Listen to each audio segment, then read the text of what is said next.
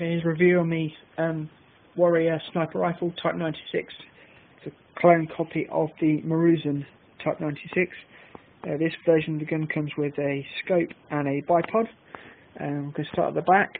You've got a rubber buttstock and two Allen wrench screws in here.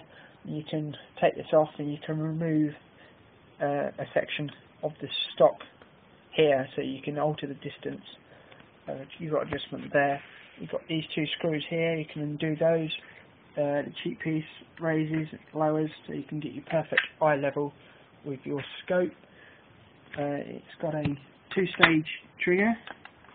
You've got the first stage there inside the main trigger, and then you've got the final trigger pull there. Safety for the weapon is there. This can also have a cocking indicator. A little pin sticks out there when the gun is cocked.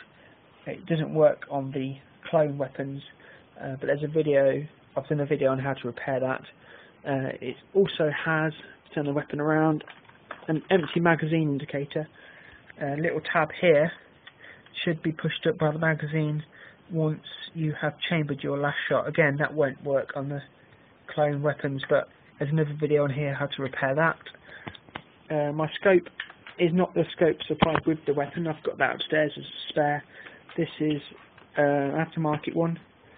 It's got a mil dot scope reticle in there, and the camera will zoom in on there, focusing on it.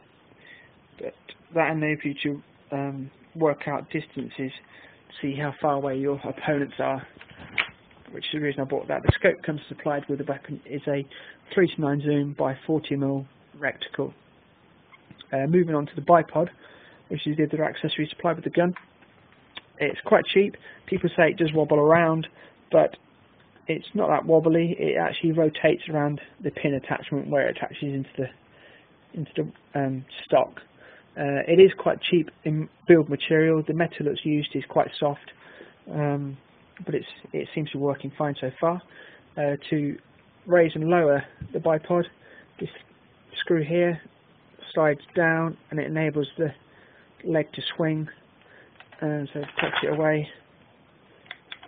A lot of people have their legs facing backwards, but then that covers part of the magazine well, so it's difficult to change the magazines around if you have them facing backwards. With the other thing as well, with the bipod, you can undo these nailed screws and the feet pop out, giving you extra length.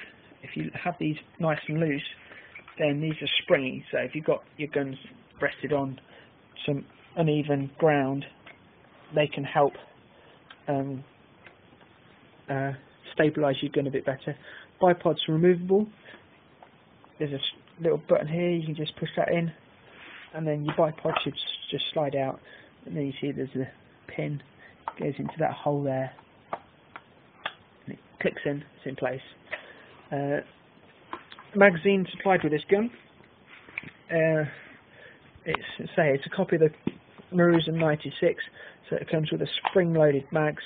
What you do is you load the magazine, and it makes a nice click, and to change the magazine, there's a little button here, push it in, and the magazine ejects itself. So the other version, which has the same copy magazine fitment as the VSR, which has a little tiny button. Sometimes you have to get your fingers in the ends and retrieve the magazine that way. The hop-up adjustment is just forward of that button. It's in there. You have to insert your Allen key, fiddle around, find the screw, and then you rotate to increase or adjust the hop-up. I'll move that around if you can't see it in the light. There you go.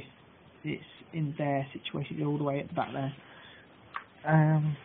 I've done a lot of videos on how to modify, customise and adjust different parts of your gun. Check them out if you want this. It's a really good gun to have. Okay, bear with me now. I'm going to attempt to film through the scope and shoot down the garden. at a plant pot.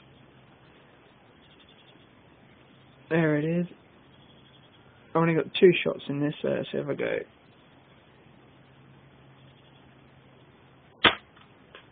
Yes, first time, first hit. Right, I'm going to cock the gun.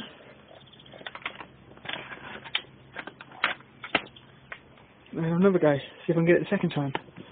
There's a little breeze, but it's not too bad. This is not easy.